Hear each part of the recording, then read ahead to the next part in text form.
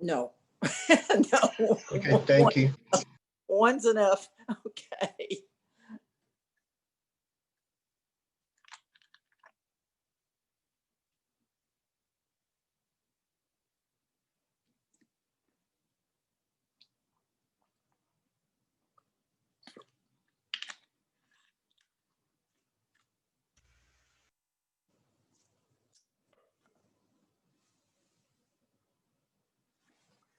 Okay, let me get my stuff ready here.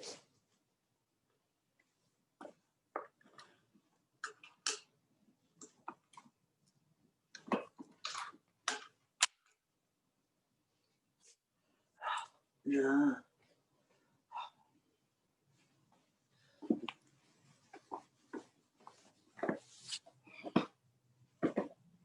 Oh.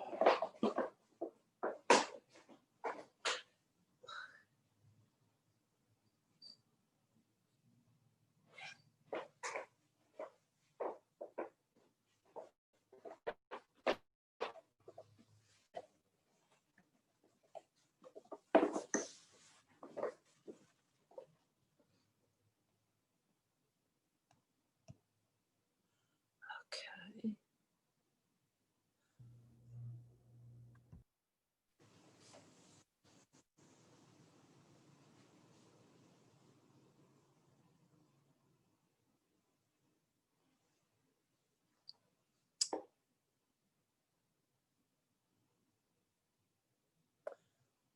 Okay, well, it's 8 o'clock. Let's see. Start recording. Yeah, let's see. Any announcements? Well, okay, do have homework due this week. Okay, and then next week there will be no homework, but you will have an exam. And the exam ends with the homework, the material on the homework this week. Okay, so it'll be, I think, 3 homeworks on this exam. The October 23rd, the October 16th, and the October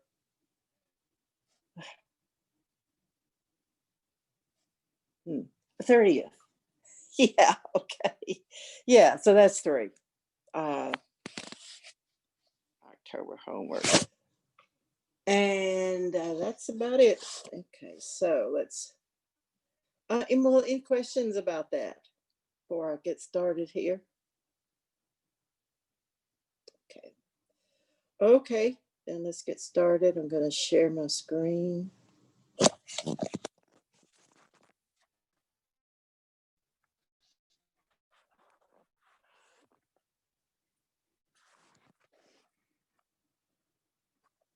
And okay, so let's see.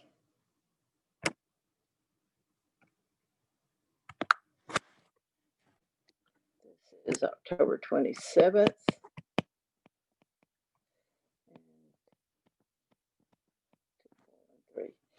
Okay, well, we talked for the past couple of days about antiderivatives, and it's going to look like I'm talking about something completely different today, but I'm not really.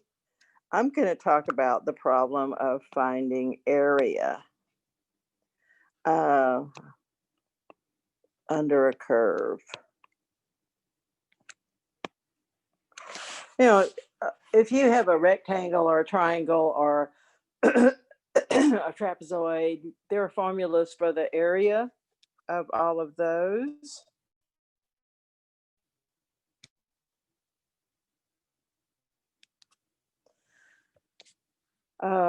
But what if you, okay, let's consider this example. And f of x is equal to x squared, and I'm going to take just the interval from 0 to 1. And let's make some grids. Okay, so quick sketch. Back, actually, make a fairly nice sketch. Okay, there's my XY axis plane. And I'll call, let's see, 1, 2, 1, 2, 3, 4. 1, 2, 3, 4. Okay. Okay. 1, 2, 3. Okay. So, but that would be, that's actually 1. So this would be 1/4, 2/4, 3/4. Okay. And okay. If I call that 1, 1 gets mapped to 1. 1/4 gets mapped to 1/16. I'll call it there. A half gets mapped to a fourth. 3/4 gets mapped to 9/16, which would be, okay, 1/4. No, that's 1/4. 9/16 is a little over a half. Okay. So this is that curve sketched. Okay. And what I want to do is find the area between the curve and the x-axis, and between x equal to 0 and x equal to 1. So what I want to do is find the area of all of this stuff. Okay. Now that's not a triangle. Actually, we could sort of approximate it with a triangle, but we'd miss some stuff. We did that, right? If I took that triangle, well, that would contain the region whose area I want to know. And that triangle has what's 1/2 height times base, and that's 1 times 1 times a half. That triangle bounded by the dotted blue line there has area 1/2. So we know that the area of our region is less than a half. But what if I want to do better than that? Well, I could do the following. I could, okay, well, I've already got my interval from 0 to 1 broken up into a partition by 1/4. So I'm going to look at, this is called a partition. Back to black. Partition 0, 1/4, 1/2, 3/4, 1. Partition of 0, 1. And that also breaks it into smaller intervals. So I've got the interval from 0 to 1/4, the interval from 1/4 to 1/2, the interval from 1/2 to 3/4, and the interval from 3/4 to 1. Okay.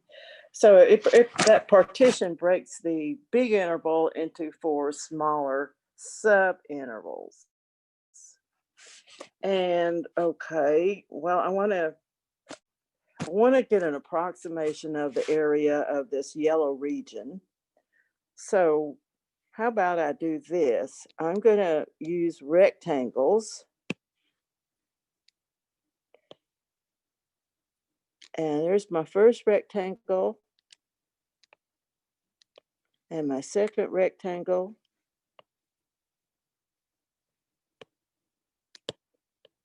And my third rectangle. Okay. And my fourth rectangle. So if I compute the areas of those rectangles that I have drawn there and add those up, Well, that would give me some kind of an approximation of the area of the yellow region. So I'm going to do that. And when I do that too, okay, the rectangles contain the region um, as a subset. So the sum of the areas of the rectangles is going to be an overestimate. I also know that. Okay, but I want to sum up the areas of the rectangles.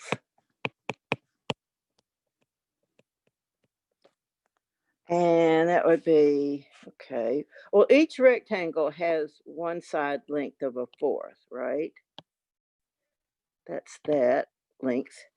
So first rectangle has area 1/4 times, well, the height, I got the height by putting 1/4 into my function. And my function is f of x equal to x squared. So the height of the first rectangle is f of a fourth. And then the next rectangle, okay, one side has length 1/4. The other side has length f of a half, has length width, whatever. I guess the width of all of them is 1/4. The height is varying here. Then f of 3/4 plus 1/4 times f of 1. 1, 2, 3, 4. Yeah. 4 rectangles, 4 numbers. Okay, well, every term has a factor of a fourth, so I can factor that 1/4 out. F of 1/4 is 1/16. F of 1/2 is 1/4. F of 3/4 is 9/16, and f of 1 is 1. Okay, and that's not too bad to add. Common denominator is 1/16. So 1 plus 4 plus 9 plus 16. And let's see. So that's 16 plus 14 is 30.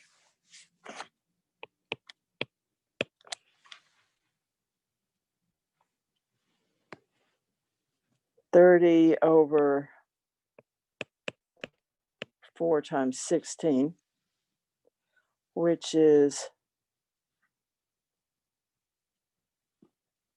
15. Okay, and 1, 2 got divided out. So 15 over 32. So some of the areas of those rectangles, okay, rectangles here, is 15 over 32. And, oh, okay, a decimal approximation be nice here. 15 over 32 is approximately 0.46875. Actually, that's not even an approximation. That's actually an equality. Okay. All right, and that's too big. In fact, okay, but it's a little bit better than a half, right? It's still too big, but it's better than the area of that triangle. Okay, that's too big. What if I take the same partition, but instead of making my rectangles completely contain the yellow region, I make the yellow region completely contain the rectangles. So I'm going to make smaller rectangles. Let's see. Let's do another color here. All right. So this time I'm going to do an underestimate. And my first rectangle is going to have height 0. Then the second one, put that one. Okay. And the third one, that one. And the fourth one, that one. So if I add up the areas of the blue rectangles, I'll get an underestimate of the actual area. Okay, so this one here we got first was an overestimate. We know.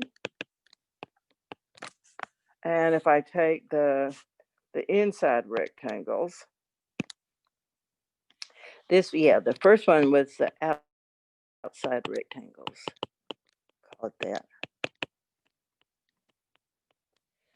We go change our rectangles to inside rectangles. We'll actually get an underestimate, but we know that the actual area will lie between these two numbers. Okay, what's the area, some of the areas of the inside rectangles? So now I'm adding up some of the areas of the blue rectangles, and notice this first blue rectangle has height 0. So it's going to be 0, but I'm using the same endpoints, okay, same partition. The total area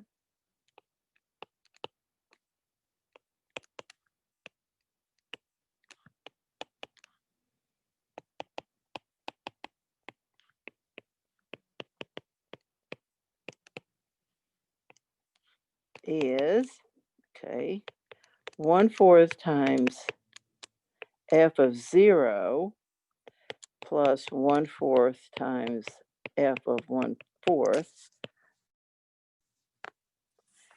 plus 1/4 times f of 1/2 plus 1/4 times f of 3/4.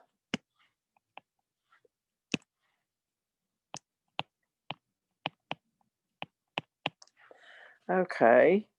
And well, I'm still using the same endpoints basic, but I kind of slid everything over. In fact, I'm using, instead of the right endpoints of each interval to get my height, I'm using the left endpoints this time. Well, that's going to be, I can factor out 1/4 again.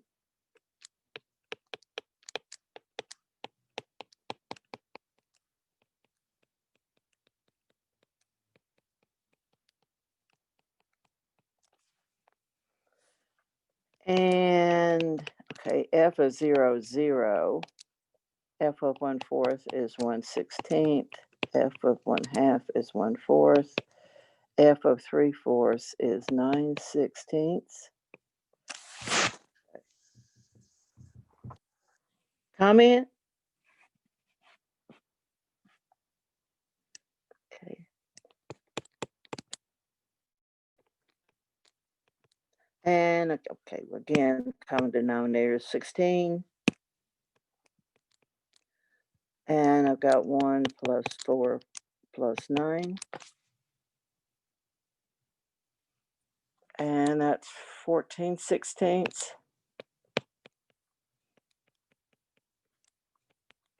And that would be 7/32. Okay. So 7/32 is less than the area of the yellow region, is less than what was 15/32. And let's see, 15/32 was 0.46875. And 7/32 is 2.21875.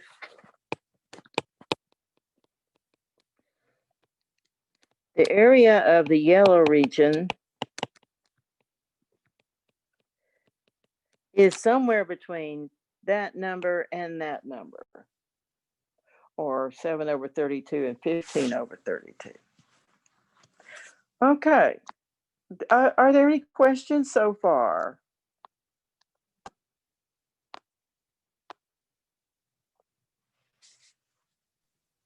Yeah, could you scroll back down? Yeah. There. Yes, ma'am. Thank you.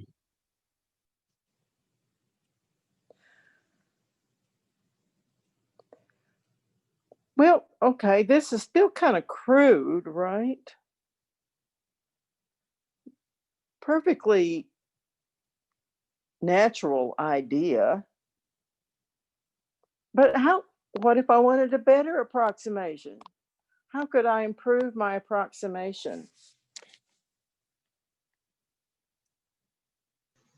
Could you perhaps draw a triangle from the underscored or unaccounted rectangles up to the next point? Yeah, you could. That's one thing you could do. In fact, that's got a name, Mr. Levy. It's called the trapezoid rule, and you'll learn about it. Oh, I'm not sure if we're going to do it this semester, but it's yeah, that would dramatically improve what your accuracy. There are various different approaches. There's the trapezoid rule is what you just described. There's something called Simpson's rule, which uses a lot of parabolas to get even a better estimate, and something real simple is called the midpoint rule. So instead of using, well, I'll use the right endpoints to get the height at first, and then I use the left endpoints. One thing you can do is, and this also really helps to improve your accuracy, use the midpoints to get the height. Okay. So, oh, I didn't want yellow there. Okay. Use the midpoints to get the height. And so that would be, that line, and this one would be a little red one. If I got summed up the areas of the red rectangles, okay, sort of sketch those in. That would do a better job too. Actually, there are lots of ways you can improve your accuracy. And yeah, some of them are, well, like the procedure Mr. Levy described, are used to actually get good approximations of these things. And if you got a computer, it's easy to do. But another thing I could do, another thing is to increase the number of intervals, sub-intervals. So make my sub-interval smaller, and therefore make my, let's see if I can draw one here. Make my approximation better, because, all right, I'm going to try to do this again. Let's see.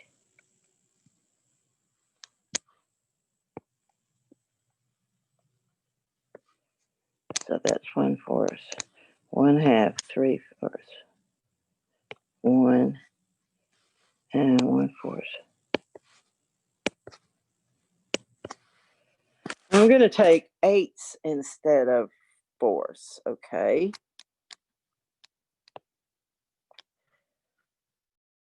And I better go get my calculator, because if I want to get a decimal approximation, I'm going to need it.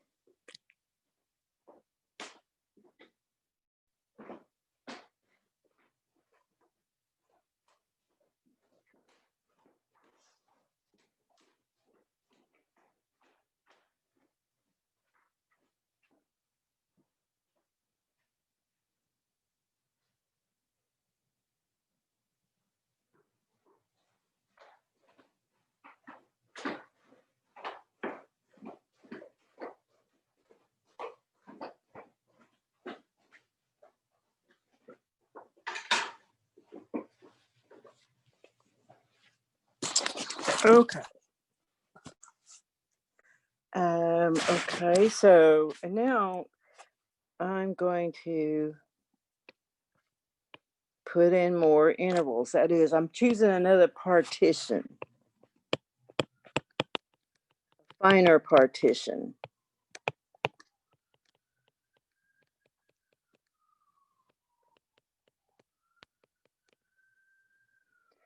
5/8, 3/4, 7/8, and 1. Of course, the more numbers in your partition, the more things are going to be in your sum, because the more rectangles you're going to have, and the arithmetic problems kind of compound. But we've got computers and things, so that can help, okay, with all the arithmetic. So the intervals this time, 0 to 1/8, 1/8 to 1/4, 1/4 to 3/8, 3/8 to 1/2, 1/2 to what's next, 5/8, and then 5/8 to 3/4, and 3/4 to 7/8, and then finally 7/8 to 1. Okay, so again, let's see. Well, how about I sketch the graph first? Okay, so 1/8 maps to 1/64, which is tiny. Just put it there. 1/4 maps to 1/16. Okay, which is about there, because that's 1/8. Yeah, these are 8s. So this would be, okay, the next one, 3/8 maps to 9/64, which is a little bit bigger than a 4th. 1/2 maps to 1/4. Wait a minute. What did I do wrong there? It's bigger than a 4. Well, no. Okay. 1/2 maps to 1/4. 3/8's got a map to something less than a 4. So 9/64 is not bigger than a 4th. No. It's bigger than an 8th. Okay. This is white. Paste a check. Bigger than an 8, so about there. Okay. And then 1/2 maps to a 4th. And 5/8 maps to 25/64, which is a little bit less than a half. Call it there. And then, okay, so that's 1/2, 5/8. 3/4 maps to 9/16. 9/16 is bigger than a half. Okay, so about there. So that must be smaller. And then finally, where am I? 9/6. It was 3/4, yes.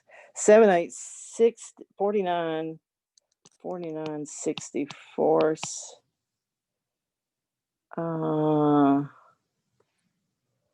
So that's bigger than 48/64.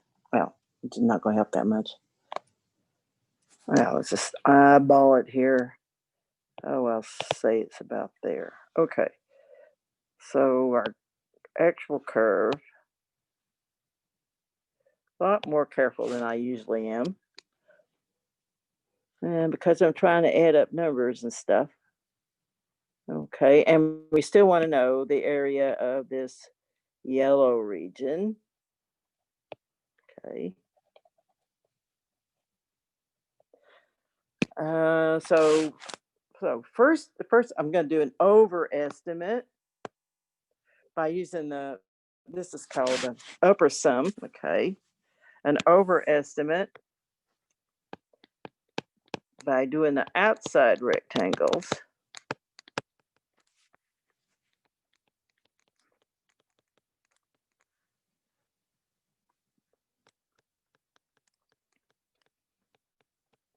And okay, let's draw them. So have that rectangle, that rectangle, that rectangle, that rectangle, that rectangle, that rectangle, that rectangle, and that rectangle. Okay, so I'm going to add up the areas of those 8 rectangles, and notice the region of the rectangles is going to do a better job because it more closely approximates the yellow region. Okay, we've had just 4 rectangles above. Now we've increased it to 8. So the stuff that we're counting is going to, well, give us less area. Of course, for example, this rectangle is now like broken into 2. And yeah, this little piece right here is not going to be counted at all. So this ought to be a better approximation. And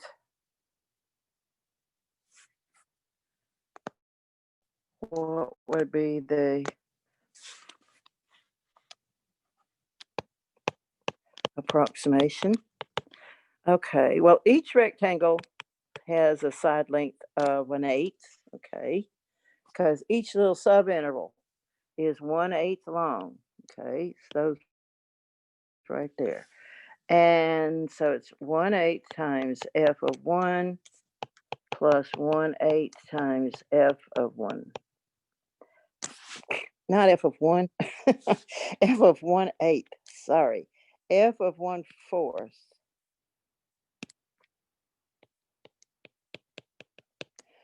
plus 1/8 times f of 3/8 plus 1/8 times f of 1/2 plus 1/8 times f of 5/8 plus 1/8 times f of 3/4 plus 1/8 times f of 7/8 plus 1/8 times f of 1. Okay, there ought to be 8 things there. 1, 2, 3, 4, 5, 6, 7, 8. Oh, there are. Okay, good. And that parent, that doesn't belong there. But okay, I can every rectangle has a side length of an 8. So I can factor that out. And then I'm going to have f of 1/8 plus f of 1/4 plus f of 3/8 plus f of 1/2 plus f of 5/8 plus f of 3/4 plus f of 7/8 plus f of 1. Okay, so this is going to be 1/8 times 1/64 plus 1/16 plus 9/64. Oh, check my arithmetic, please. 1/4 is f of 1/2. 25 over 64 is f of 5/8 plus 9/16 plus 49/64 plus 1. Shoot. Okay. So that's 1/8 times, in the common denominator is 64. 1 plus 4 plus 9 plus 16 plus 25 plus 9 times 4 would be 36.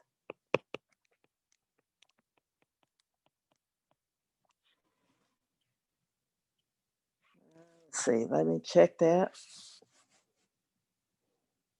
Arithmetic. I don't really like arithmetic much, but one has to do it on occasion.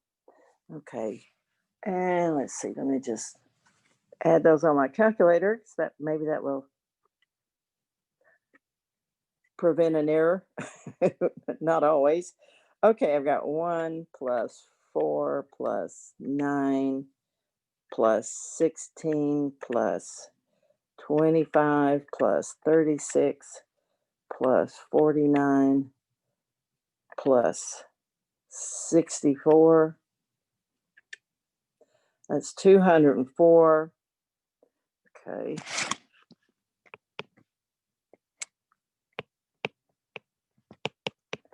Divided by 8 times 64.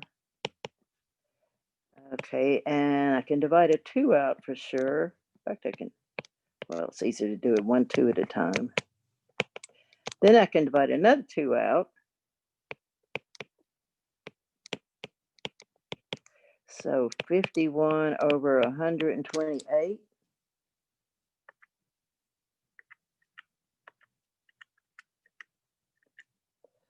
Okay. And that is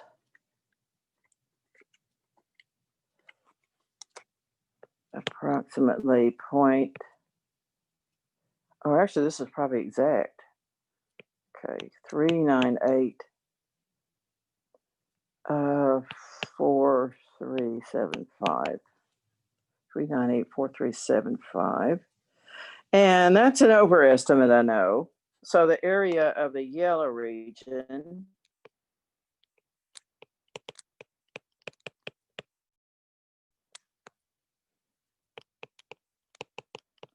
well, before it was, we had an overestimate of 0.46 something. Now it's less than 0.3984375. And I could get an underestimate the same way I did. All right, an underestimate using the inside rectangles. And okay, we actually don't have to do all this excruciating addition again, because the inside rectangles, let me just draw it. Okay, the inside rectangles this time would be, okay, well, I'm going to be using my left endpoints to get the height. Okay, so the first one's that, the second one's that, the third one's that, fourth one, fifth one, sixth one, seventh one, and eighth one. And I'm just kind of, okay. So the blue stuff, add up the blue rectangles, they add those areas. Well, okay, I just, instead of using the right endpoints, what I'm really doing is using the left endpoints. And that means that in this sum that I already did, well, I'm just going to leave this off. Okay. Leave this off and add f of 0. So this one would be 1/8. Again, I'm able to factor that out. And then it's f of 0 plus f of 1/8 plus f of 1/4 plus f of 3/8 plus f of 1/2 plus f of 5/8 plus f of 3/4 plus f of 7/8. And I'm going to stop there. Again, that's going to give me 1, 2, 3, 4, 5, 6, 7, 8 rectangles. And that's the number I'm supposed to have. But what that's going to do is lop off that 64, really, and f of 0, 0. So that's going to be 0 plus 1/64 plus 1/16 plus 9/64 plus 1/4 plus 25/64 plus 9/16 plus 49/64.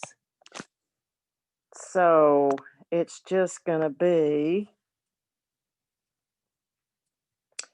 204 minus 64.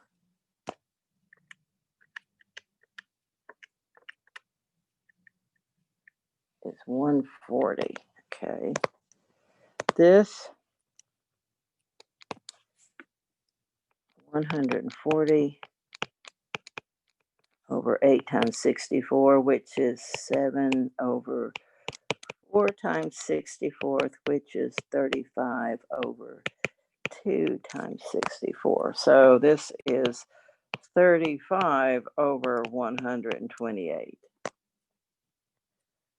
Okay, and 35, okay, that's approximately 275. Well, actually, I think this is actually equal 0.275, 2734, 375. Okay. Okay, but we got trapped between 35/68 and 51, 35 1/28 and 51 1/28. And so this is an underestimate.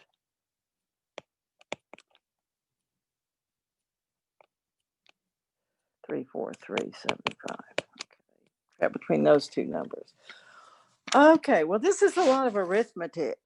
Okay. But okay, it's a simple idea. And you could get very good estimates by throwing this process on the computer and getting it to do all this arithmetic for you. But let me just show you, okay? And okay, we're not even using one of these sophisticated ideas like Mr. Levy suggested, where you take, instead of rectangles, you take trapezoids actually, and compute their areas. This is just, okay, these are what you call Riemann sums. That's a big name. But let me just, I'm not going to do any more excruciating computations for you. But let me just show you what happens as you increase the number of rectangles. And that means increase the number of intervals you're taking to make rectangles. Okay, so you get more little intervals and a lot more rectangles, but the areas are going to 0 of the individual rectangles around a point. Only you keep adding up this stuff, you get more rectangles with smaller area. So it's one of these indeterminate things. If I take 10 rectangles and okay, and get my, okay, it's called the lower sum. That's the underestimate.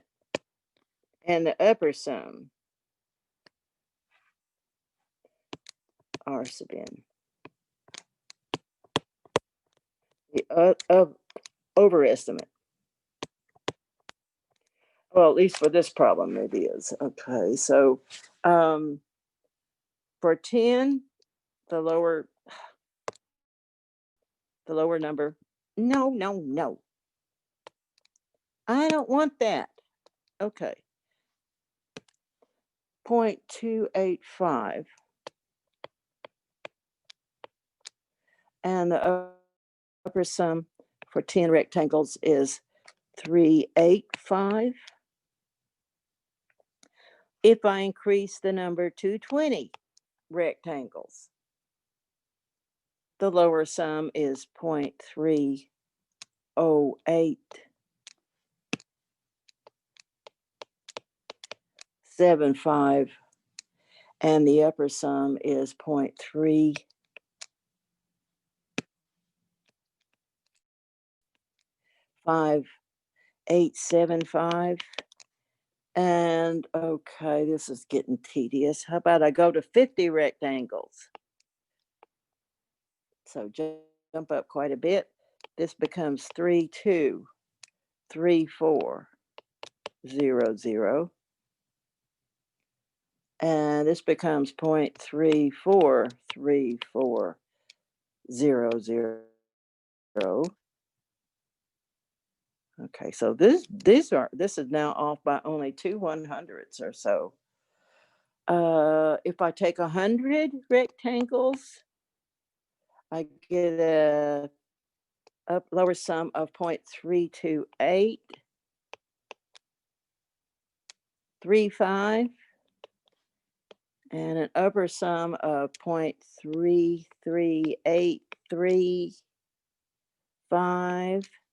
And if I do 1,000, I get 0.33235, and I get 0.3338335. Okay, so your accuracy is increasing the more rectangles you take.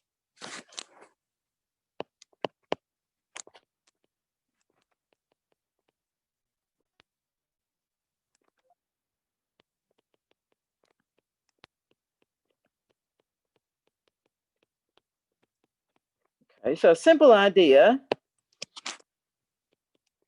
The arithmetic gets to be a little onerous, but we do have computers that you can program to do this for you. Okay, so what does it look like these numbers are approaching? Notice that, well, they get closer together, right? And they seem to be going somewhere. It looks to me like these are approaching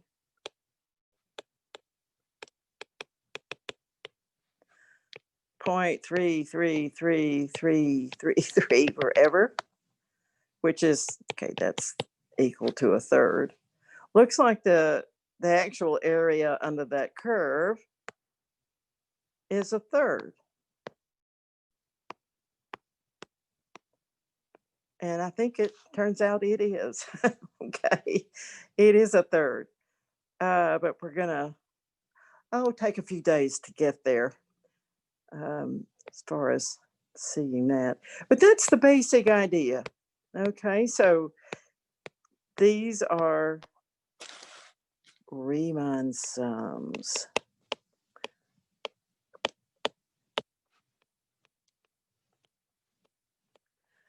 And we're going to be looking at, well, okay, the limit. Okay. Could you spell that out for me? I can't really understand your writing there. Okay, it's a German name. In fact, he was a famous mathematician. And there is a famous conjecture associated with that name, the Riemann zeta conjecture or something like that. Riemann. In fact, let's just put a definition in. Let's see, how's my time doing? Got a few more minutes.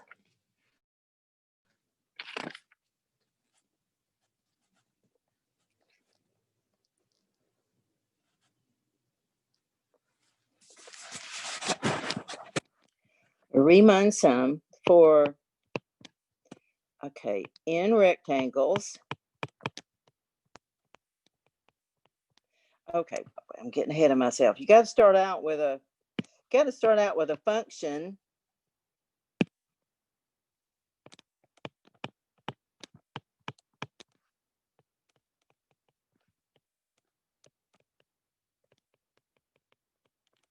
and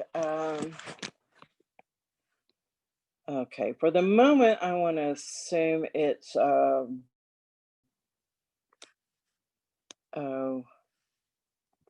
okay, continue. Okay, I want to assume it's positive. So suppose f is a function continuous on the closed interval AB with f of x greater than or equal to 0 for x in AB. Okay, then if n is a positive integer,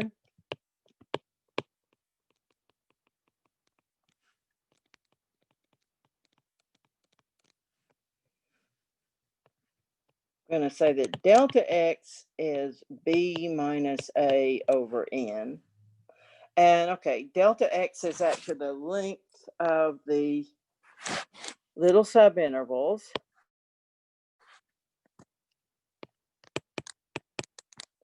And the partition you get of the big interval, okay, it always starts with the left endpoint, which we call x0, and then x1 is a plus 1 delta x, x2 is a plus 2 delta x's, and so forth. Just increment each time by delta x. So the x of n would be a plus n delta x's, which is a plus b minus a over n times n, because of that n, which is going to be b. Okay, so yeah, that's a plus b minus a is b, the right-hand endpoint. So what we've done,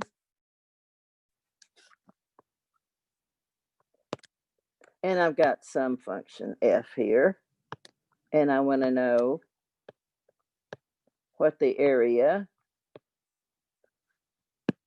of this region is. Okay.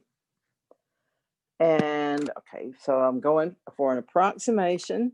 I take any integer n, and okay, well, I can't do an arbitrary n, but this would work. So let's see. Why don't I use my little grid here? I would have n equal to 1, 2, 3, 4, 5, 6, 7. N would be 7 in my picture. Okay, which means that the length of each little subinterval would be the total length of the big interval, b minus a, divided by 7.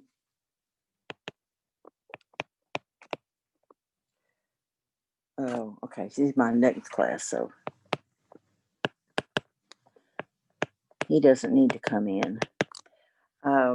This would be the delta x, okay. And then if I take, okay, so if I take a point out of each subinterval, well, okay, let's just take the right-hand endpoints for today. You can actually take any point out of each subinterval. If I use the right-hand endpoints, and how about another color, and how about the time? Oh, we're running out fast, aren't we? Okay, so I'm going to use right-hand endpoints, and I'm going to color these green.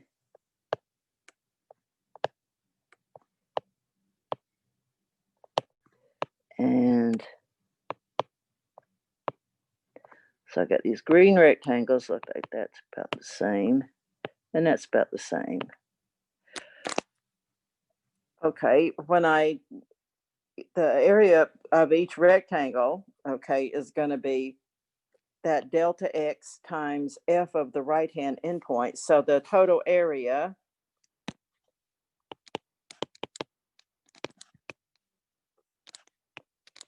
of the rectangles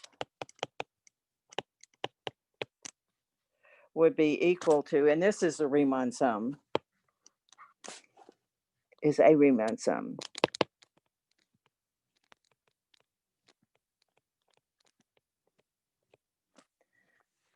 Which is going to be delta x times f of x1 plus f of x2 all the way up to f of x of n. Okay, if I'm doing that.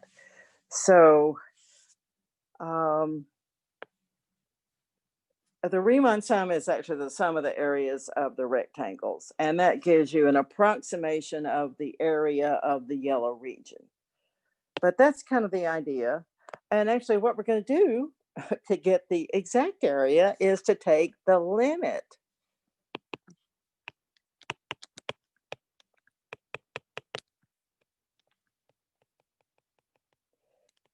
Okay, you can write it in shorthand like that. And don't worry about this because I'm going to go over it again tomorrow. Okay, I'm going to take the limit as n goes to infinity of these things.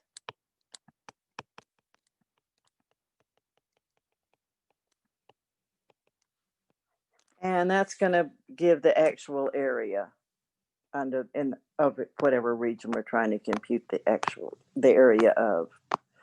That's the idea. It's pretty simple. And believe it or not, it's related to antiderivatives. Okay, but we don't know how yet. Okay, so I'm going to say class is over. Stick around if you have questions. Bye. Bye-bye. Can you just elaborate on what the denominator says exactly so I can write? It's What in denom- f of x to I. Is that right? Here? Okay. This denominator right here? Which Uh, one? On the under total area of rectangles is a Riemann sum, and it changes Yes. f of x1. Oh, there's no denominator. Okay, that's not a fraction. Let me, Oh, okay. yeah. I was making sure. I was like, what? Did she just write? Yeah. Yeah. This right here is just a shorthand way of writing that big sum. Got it. Okay. And I will talk about all of this again tomorrow. Okay, good. I'll need a refresher on that for sure. Okay. Okay. Anybody else got